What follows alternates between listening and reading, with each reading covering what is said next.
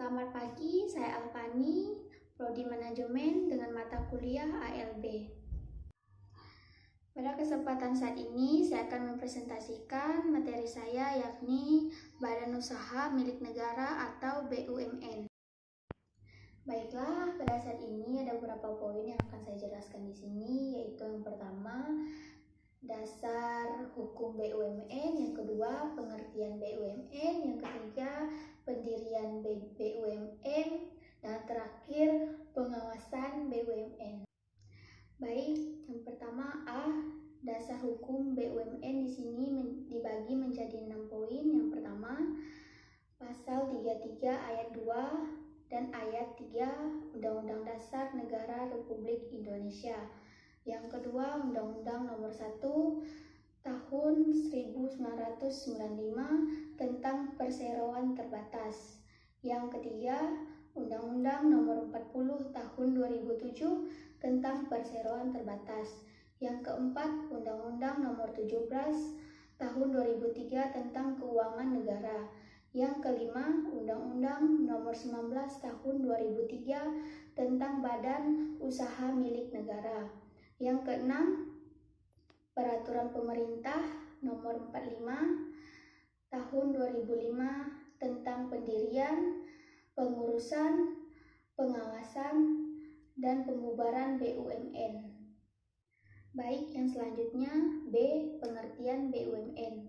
Berdasarkan PP Nomor 45 Tahun 2005, BUMN adalah badan usaha yang seluruh atau sebagian besar modalnya dimiliki oleh negara melalui penyertaan secara langsung yang berasal dari kekayaan negara yang dipisahkan. Di sini bentuk BUMN dibagi menjadi dua. Yang pertama, persero. Persero adalah BUMN yang terbentuk perseroan terbatas yang modalnya terbagi dalam saham yang seluruh atau paling sedikit 50% sahamnya dimiliki oleh negara Republik Indonesia yang bertujuan utama mengejar keuntungan. Yang kedua, Perum.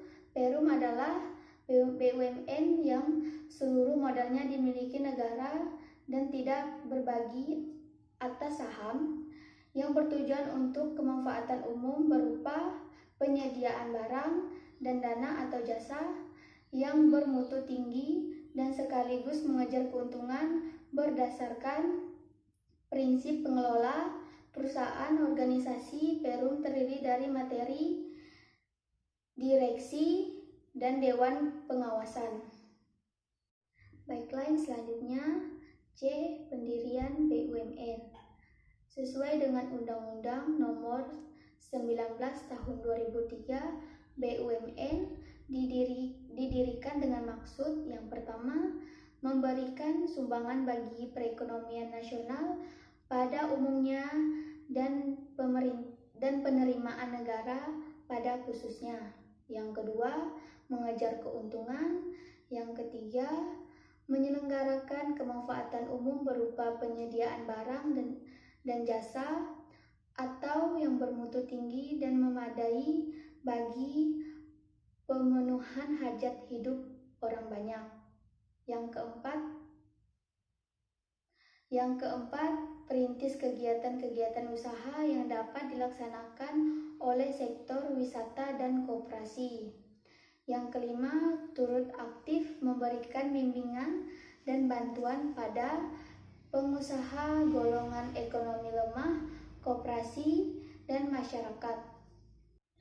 Baiklah, yang dimaksud dengan pendirian BUMN adalah yang pertama, pembentukan Perum dan Persero baru. Yang kedua, perubahan bentuk unit instansi pemerintah menjadi BUMN. Yang ketiga, perubahan bentuk badan hukum BUMN. Yang keempat, pembentukan BUMN sebagai akibat dari peleburan Persero dan Perum.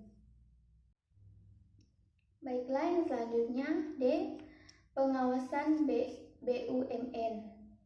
Pengawasan BUMN adalah kegiatan yang dilaksanakan oleh komisaris atau dewan dengan pengawasan untuk menilai BUMN dengan cara membandingkan antara keadaan yang sebenarnya dengan keadaan yang seharusnya dilakukan, baik dalam bidang keuangan dan atau dalam bidang teknisi dan operasional. Pengawasan Persero dilakukan oleh komisaris, sedangkan untuk Perum dilakukan oleh Dewan Pengawasan, Pengangkatan, dan Pemberhentian Komisaris. Dilakukan oleh RUPS, sedangkan untuk Dewan Pengawasan dilakukan oleh Menteri. Baiklah, yang selanjutnya E. Pembubaran BUMN. Sebagaimana pendiriannya, pembubaran BUMN juga ditetapkan dengan peraturan pemerintah. Untuk pembubaran Persero, pembubarannya harus dilakukan sesuai dengan ketentuan dan prinsip-prinsip yang diatur dalam peraturan perundang-undangan yang mengatur tentang perseroan terbatas. Sedangkan pembubaran Perum dapat terjadi karena hal-hal berikut. Yang pertama, ditetapkan oleh peraturan pemerintah berdasarkan usulan menteri. Yang kedua, jangka waktu berdiri yang telah ditetapkan dalam anggaran dasar telah berakhir. Yang ketiga, penetapan pengadilan. Yang keempat, dicabutnya putusan pernyataan pilot oleh pengadilan niaga sebab harta pilot Perum tidak cukup untuk membayar biaya kepailitan. Yang terakhir, Perum dalam keadaan tidak mampu membayar sebagaimana diatur dalam ketentuan peraturan perundang-undangan di bidang kepailitan. Baiklah, yang selanjutnya di sini ada kesimpulan. Dari uraian di atas, maka dapat diambil kesimpulan bahwa Persero dan Perum sebagai bentuk dari BUMN yang merupakan badan usaha yang seluruh atau sebagian besar modalnya dimiliki oleh negara melalui penyertaan secara langsung yang berasal dari kekayaan negara yang dipisahkan, memiliki tujuan umum yaitu memajukan kesejahteraan rakyat. Baiklah, sekian presentasi dari saya. Jika ada kurang atau salah kata, saya mohon maaf. Saya akhiri. Terima kasih.